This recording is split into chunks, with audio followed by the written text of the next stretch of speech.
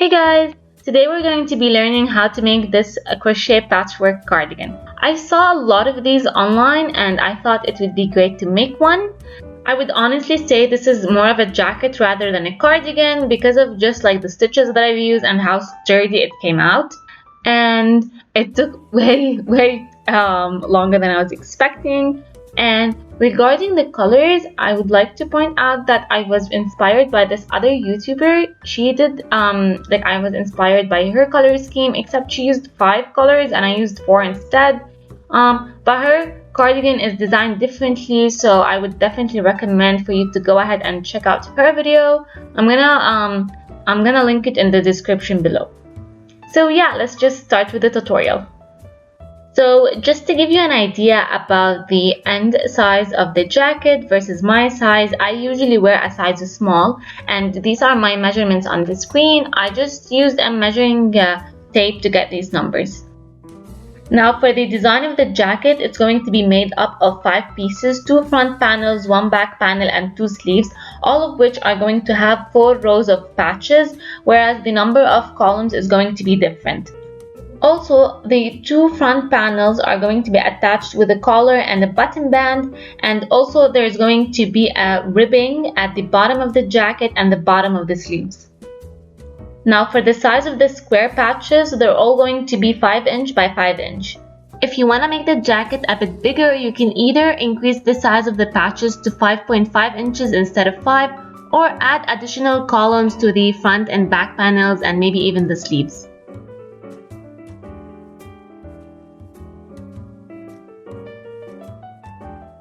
For this project, I used a 5mm crochet hook. To start off, you're going to create a slip knot. So you're going to wrap the yarn around your finger in the shape of an X, and then with your crochet hook, you're going to go under the right side over the left side, twist it, and just tighten the yarn around your hook. Next, you're going to start creating chains. So you're going to wrap the yarn around your hook and pull it through the loop. You're going to continue to chain until you reach the length of 5 inches.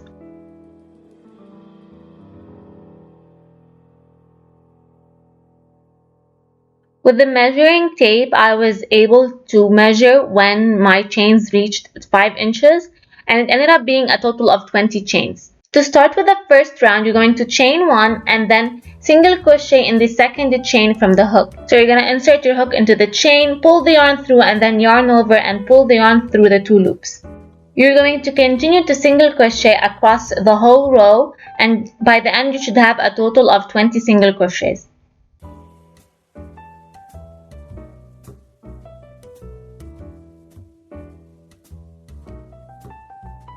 Once you reach the end of your first row, you're going to chain 1, turn your work around, and then single crochet across again until you have a total of 20 single crochets.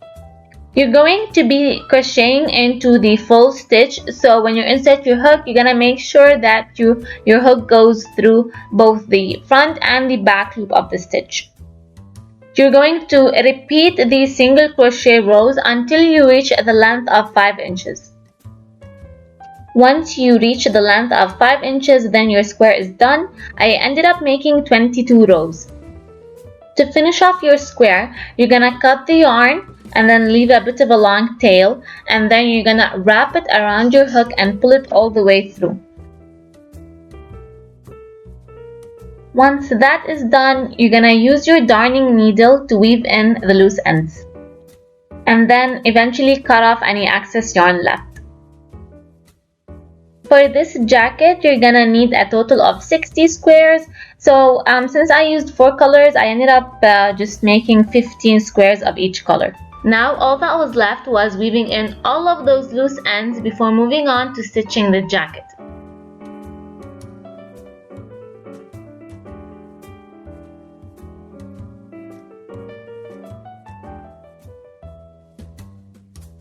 Once you are happy with the layout of your patches, you are going to flip the design over, because when you are stitching, you are going to be stitching on the back side of the patches.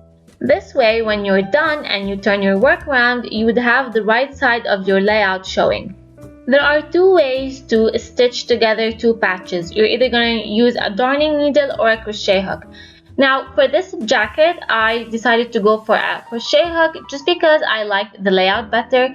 So you see here, like with the darning needle, the design is like all smooth, whereas with the crochet hook, it's a bit bulky and you know the squares are like bubbly a bit. So you can see when I used a crochet hook, aside from it being so sturdy, I did not have to worry about the brown yarn that I used to stitch the stitches to show on the other side. So to stitch two sides of patches together, you're going to line them on top of each other, and then with your crochet hook, you're gonna insert it into the first stitch of your first square and then into the first stitch of your second square. And then you're going to grab the yarn, and then you're going to basically secure it at the first stitch.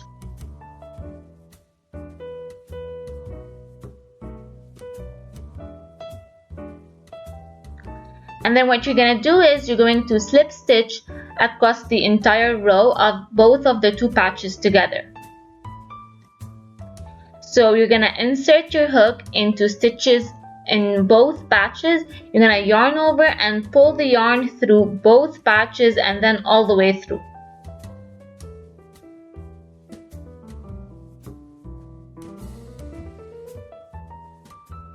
You're going to continue to slip stitch across the entire row with a total of 20 slip stitches.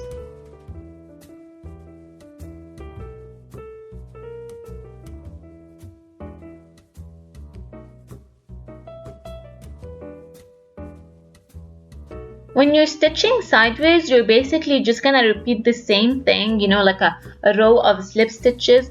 But when you're stitching along the side, it's going to be a bit tricky to pinpoint the stitches. Just make sure to follow the rows. Each row is going to require one slip stitch. And if you're anything like me and your single crochets are tight, you're gonna find it a bit annoying to slip stitch sideways. But yeah, you know, I don't know, I guess this is what I had to do. You can choose to slip stitch in the space at the end of the row near the stitch, but when I did that, the brown yarn started to show when I flipped it over, so I didn't want that. But you can go for it, and you can even like maybe use a yarn that matches your patches so that it's not a big deal. You're going to follow the layout that you previously had and continue to slip stitch patches together. What I did just to make it easier, I would slip stitch rows together and then slip stitch columns together, but you know, you can do whatever.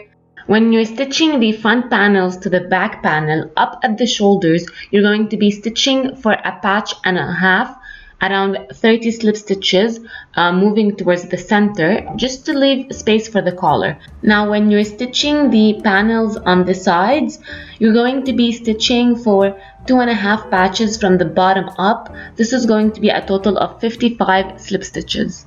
This way you're going to leave a place for the armhole, which is going to be a patch and a half, and that's where you're going to connect the sleeves. So here I'm showing an example of how after you're done stitching and you flip it over, you can see that it matches the original design.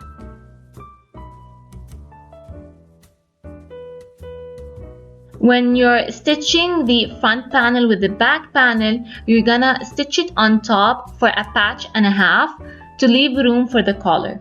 So you're gonna have a total of 30 stitches on top. To stitch the two panels together, you're gonna flip them on the back and stitch on the back side.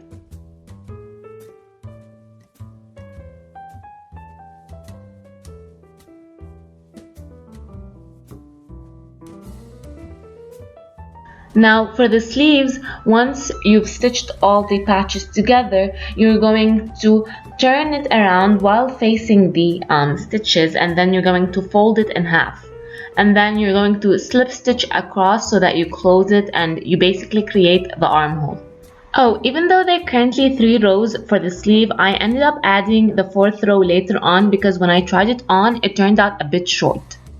Once you're done with the sleeve, you're going to stitch it to the front and back panels. You're going to be slip stitching for a patchwork and a half, so 30 stitches on each side of the front and back panels. To stitch the sleeve to the 2 panels, you're going to turn the jacket and the sleeve inside out. Once you're done with the sleeves, you're going to move on to the collar. To start with the collar, you're going to slip stitch all around the top part of the jacket. This first round of slip stitches is going to make it seem like the collar is stitched to the jacket. It's going to give it a clean finish, and it's also going to connect the front and back panels together. By the end of the round, you should have a total of 60 slip stitches. To start with the second round, you're going to chain 1, turn around, and then you're going to single crochet all around in the front loop only. It's going to be a bit tight, but if your previous slip stitches are not very tight, it will make this round a bit easier.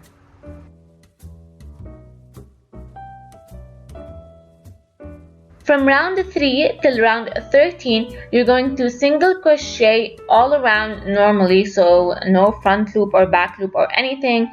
And I chose to stop at round 13 because that's my desired length, but you can definitely single crochet for additional rounds if you like. Moving on to the cuffs, you're going to start by creating a slip knot and then chaining 13.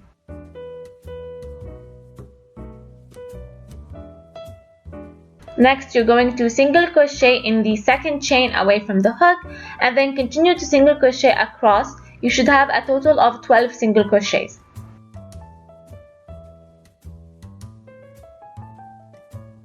Once you reach the end of the row, you're going to chain 1 and turn your work around. From row 2 to row 28, you're going to be single crocheting across in the back loop only. I went for 28 rows based on the measurements of my wrist, but you can definitely add or remove rows depending on your own measurements.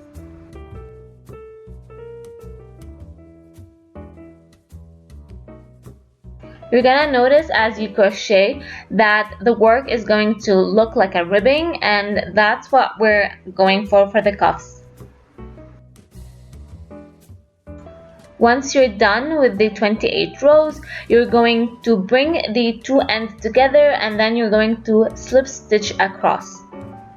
You could, when you're done with the cuffs, leave a long tail and then use the tail to slip stitch the cuff closed, but I kind of forgot, so I had to connect the yarn again and then slip stitch it.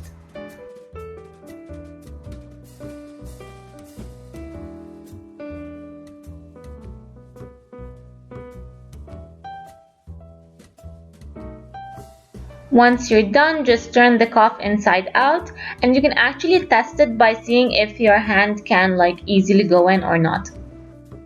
To stitch the cuff to the sleeve, you're going to make sure that both pieces are on the inside, and then you're gonna grab a long piece of yellow yarn, double knot its end at the sleeve, and then with the needle start stitching the sleeve to the cuff. You can see that the cuff is a lot smaller than the sleeve, so as you're stitching, when you're going inside the sleeve, you're going to skip a row or two, and then you're going to go inside the cuff without skipping any rows. This way, the sleeve is going to be baggy, but it's actually going to be very tight at the wrist.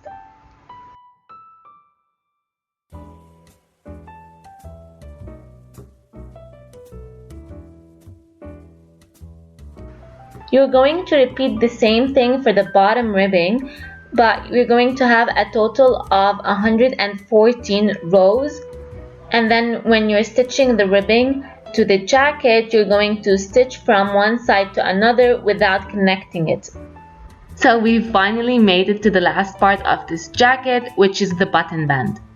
The button side of the band is going to be on the right, but since you're seeing it on the screen, it's going to be on the left. The first row is going to be made up of slip stitching across the entire side of the jacket. For the second row, you're going to chain 1 and turn, and then you're going to single crochet across in the front loop only.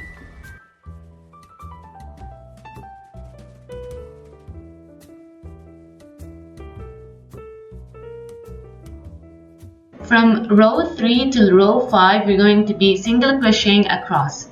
And then finally, in the row 6, you're going to be slip stitching across. This will create a clean finish and edge for the button band. For the side with the buttonholes, you're going to be doing the same pattern from row 1 to row 3. So row 1 is going to be all slip stitches, row 2 is going to be single crocheting in the front loops only, and row 3 is going to be single crochets all across. Before I crocheted the buttonholes, I got the buttons that I had and I just laid them around on the jacket just to get a feel on where I want the buttonholes to be, and I also got a measuring tape and made sure the distances between the buttons are the same. To ensure that all the buttons are spaced evenly, and knowing that each patchwork is 22 rows, and if you're counting like from top to bottom, I decided that I would start with 3 single crochets, skip 3 stitches for the buttons, and then crochet 16 single crochets.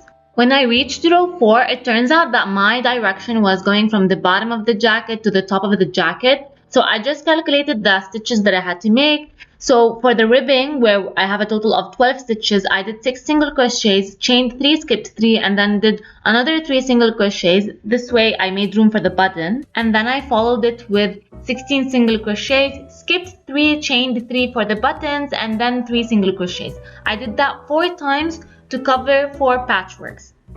Once you reach the place where you want to have the buttonholes, you're going to stop single crocheting, chain 3, and then skip 3 stitches, and then continue to single crochet across.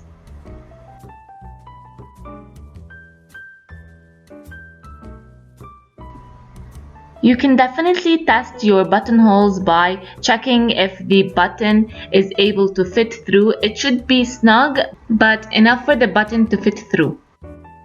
The number of chains for the buttonholes is going to depend on the size of your button, so for the size that I used, chain 3 was great. For row 5, you're going to chain 1, turn around, and then single crochet across. When you reach the buttonhole, you're going to single crochet 3 single crochets inside the buttonhole. You're going to continue single crocheting across row 5, and each time you reach a buttonhole, you're going to do 3 single crochets inside, and for row 6, you're going to slip stitch across. And that's it, the jacket is finally done. It took forever to make, but I was super happy with the results. All that was left was for me to weave in all of those loose ends before I get to wear it. So yeah, go ahead and try it out, and I'll see you guys in the next one. Bye!